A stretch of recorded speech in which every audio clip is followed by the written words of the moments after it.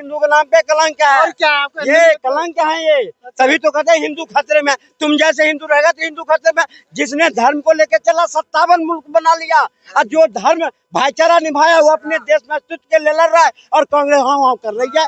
अरे कांग्रेस जिहादी पार्टी है, जिहादियों को समर्थन करने वाला पार्टी है, उग्रवादियों को समर्थन करने वाला पार्टी है। उन्हीं के आज युवा के जो लीडर है वो तुर्कमान गेट में जाकर भड़काऊ भाषण दे करके और गोली वो पत्थर चलवाया। ऐसे का समर्थन करने के लिए आ जाते हैं। शर्म आनी चाहिए इनको। किस बात के हिंदू हैं? अरे कबूल कर लो जाओ। अच्छा आप हिंदू नहीं है भाई, ये तो खैर मैं अब इनको क्या कहूँ, मैंने बहुत बार बादाम खिला चुका हूँ, ये कुछ कहने लायक नहीं है। देश के पटरी से कांग्रेस उतर गया, अब ये कितने चिल्लाने आने वाला नहीं है। कांग्रेस खत्म, जिहाद खत्म, कांग्रेस खत्म, उग्रवाद खत्म। आज जो पत्थर चलाने की हिम्मत हुई है, क्या बोला? ये कहा हुई। अरे राहुल क्या बोला उसको देखो ना। राहुल को देश का प्रधानमंत्री बाप नजर नहीं आता, ट्रम्प दादा नजर आता। ट्रम्प ट्रम्प ट्रम्प ऐसे ट्रम्प से जाके कोई बात नहीं। दारू भी रखी है भाई, में क्या कर सकते हैं। दारू का नशा बोल रहा, पौवा बोल रहा है इनको, सीधी सी बात है। और कुछ नहीं, जो इस तरह की भाषा का इस्तेमाल करके गए भरी पब्लिक जहाँ तक बंगाल को और बांग्लादेश को जोड़कर देखा जा रहा है, वहाँ पे अगर मुशफिकुर रहीम को जो निकाला गया है, तो उसके बाद फिर बांग्लादेश ने भी, चाहे IPL है, T20 वर्ल्ड कप हो, उसके प्रसारण पर रोक लगा दी। तो जो एक देश बचा था पूरे भारत के सीमा पर, वो अभी ज्यादा दिख रहा है। देखिए, जब 1971 में बांग्लादेश का जन्म हुआ था, उसके बाद हमारी प्रधानमंत्री इंदिरा गांधी जी ने शेख मुजीबुर रहमान, जो उसका बांग्लादेश का जनक माना जाता है, उनके साथ 25 साल के लिए एक समझौता करा था कि अगर हमारे यहाँ पे, हमने ये तुम्हारे बांग्लादेश बनाने में मदद करी है, लेकिन उसके बाद अगर हमारे यहाँ के अल्पसंख्यकों को, हमारे यहाँ के हिंदुओं को, अगर किसी भी किस्म के जो अल्पसंख्यक जिन्हें कह जाते हैं, जैन भी थे, बौद्ध भी थे, कई सारे जो भारत देश के माने जाते थे, कि अगर इनके साथ कहीं भी कोई दिक्कत हुई तो हम बिना आपकी अनुमति लिए सीधा यहाँ पे अटैक कर देंगे। ये हमारा जो है समझौता 25 साल तक चला था। हिम्मत नहीं हुई थी बांग्लादेश की। मैं बार बार कह रहा हूँ, 2014 से पहले की कोई भी घटना आप उठा के दिखा दीजिए कि बांग्लादेश में हिंदुओं के ऊपर अत्याचार करा गया हो। 2014 के बाद से ये सारी क्यों हुई? क्योंकि ये चाहते हैं कि मामला भड़कता रहे, ये काम आगे आग जलती रहे और हम अपनी राजनीतिक रोटियां सेकते रहें। और रही बात अब इसकी, उन्होंने तो बहिष्कार कर दिया। भारत ने क्यों नहीं ये ताकत दिखाई जब पाकिस्तान के साथ मैच खेला था कि हम भी बहिष्कार करते हैं? और अभी बांग्लादेश T20 में खेलने जा रहा है, बांग्लादेश ने बोल दिया कि हम जो वहाँ नहीं खेलेंगे, उनकी अपील अनसुनी कर दी। भारत आएंगे वो खेलने के लिए, क्यों आप भारत वाले मना नहीं करते कि नहीं खेल रहे हम T20 इनके साथ? क्यों? अब नहीं पैसा जाएगा क्या? अब वो पैसा हिंदुओं के खिलाफ इस्तेमाल नहीं होगा? अगर एक मुस्ताफिजुर रहमान को लेने से वो पैसा हिंदुओं के खिलाफ इस्तेमाल हो रहा है, तो पूरी बांग्लादेश की टीम जब T20 वर्ल्ड कप खेलने भारत में आएगी और वो जो मैच फीस लेके जाएगी, वो जो विज्ञापन की फीस लेके जाएगी, वो जो टिकटों की फीस में हिस्सा लेके जाएगी, वो पैसा इस्तेमाल नहीं होगा क्या? वो पैसा इस्तेमाल नहीं होगा? उसके बारे में तो सबके सब मौन है, उसके बारे में कोई क्यों नहीं बोलता भाई?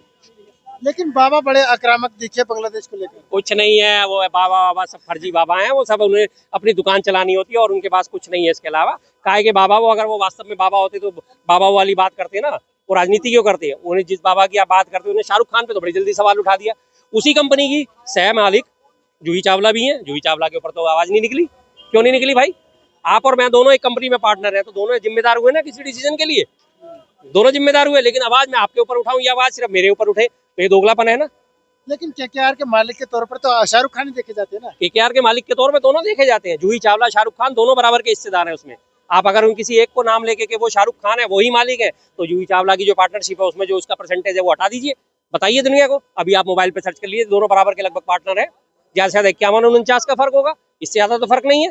जूही चावला भी सह मालिक है लगातार, तो उनके ऊपर क्यों नहीं आवाज निकली? क्योंकि वो जूही चावला है। शाहरुख खान के ऊपर इसलिए आवाज लग जाएगी क्योंकि वो शाहरुख खान है, वो शाहरुख खान है, उससे उनकी दुकान चलती है, हर जगह उनके भर्त्सना करी जाएगी। लास्ट में बाबा ने कहा था कि शाहरुख खान का बयान नहीं आया अभी तक, सभी का आ गया। क्यों आएगा बयान? किस लिए बयान आएगा? क्यों बयान आएगा? इससे पहले आपने नीता अंबानी का बयान लिया था। नीता अंबानी ने अपनी मुंबई प्रीमियर लीग में, मुंबई इंडियन की मालकिन है नीता अंबानी, उसी की एक छोटी सब्सिडरी और वो है टीम MLT मुंबई लीग, उसमें जो है इन्होंने साकिब अल हसन को ले रखा है। तब आपने क्यों नहीं पूछा एक बार भी, आपने बांग्लादेश से साकिब अल हसन को क्यों हायर करा? नहीं पूरा, क्योंकि वो नीता अंबानी है, उनके खिलाफ है किसी की हिम्मत? किसी में इनकी बाबाओं की एक दिन में उसकी दुकान बंद करा देंगे, एक दिन भी नहीं लगेगा, घंटों के अंदर दुकान बंद हो जाएगी। क्या लग जितने चैनलों पे आके बाबा बकते हैं, अपनी विद्वता झाड़ते हैं, सारे चैनलों पे उनका बायकाट हो जाएगा, सारे चैनलों पे आना बंद हो जाएंगे। क्योंकि आज देश में जितने भी चैनल चल रहे हैं, दो ही लोगों के चल रहे हैं, अडानी के, अंबानी के। आप उनके खिलाफ आवाज निकाल के दिखाइए। शेख हसीना बांग्लादेश से निकलकर भारत आती है, उसके बाद पाकिस्तान की चाहे खुफिया एजेंसी हो या आर्मी हो, वहाँ पर दिखी घुसती हुई। अब भारत के बीच में जो अच्छे रिश्ते थे और वो अब खराब होते जा रहे हैं। आपको लगता है कि पाकिस्तान अपने मंसूबे में कामयाब हो गया, क्योंकि भारत और बांग्लादेश के बीच में जो रिश्ता था वो अब कहीं ना कहीं नफरत में बदल रहा है। आप सिर्फ भारत बांग्लादेश की बात कर रहे हो, भारत और पाकिस्तान के रिश्ते तो खैर शुरू से ही खराब चले हैं। भारत अफगानिस्तान के रिश्ते वो आज के अच्छे हैं, भारत श्रीलंका के रिश्ते आज के अच्छे हैं, भारत और नेपाल के रिश्ते क्या आज अच्छे हैं? श्रीलंका के साथ रिश्ते अच्छे हैं। कौन सा देश, मालदीव जैसे छोटे छोटे देश जिसकी आबादी सिर्फ चांदनी चौक जितनी, हमारी चांदनी चौक में इतनी आबादी तो दिन भर शॉपिंग करते घूमती जितनी मालदीव की आबादी है, उसके साथ रिश्ते अच्छे हैं।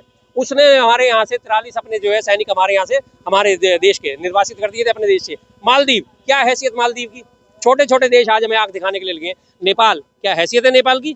हमारे आगे क्या हैसियत है? आधे से ज्यादा नेपाली हमारे यहाँ साबजी करते हुए डंडा फटकारते हुए घूम रहे होते हैं, और आधे से ज्यादा नेपाल ने हमारे घर में मेड का काम कर रही है। वो नेपाल उत्तराखंड के लिपू लेक, काला पानी और जोरांग दर्रा, तीन दर्रों को अपने 100 के नोट पे छापे हुए बैठा है कि ये हिस्से मेरे हैं, इन पे आंख मत निकाल देना, ये हिस्से मेरे हैं।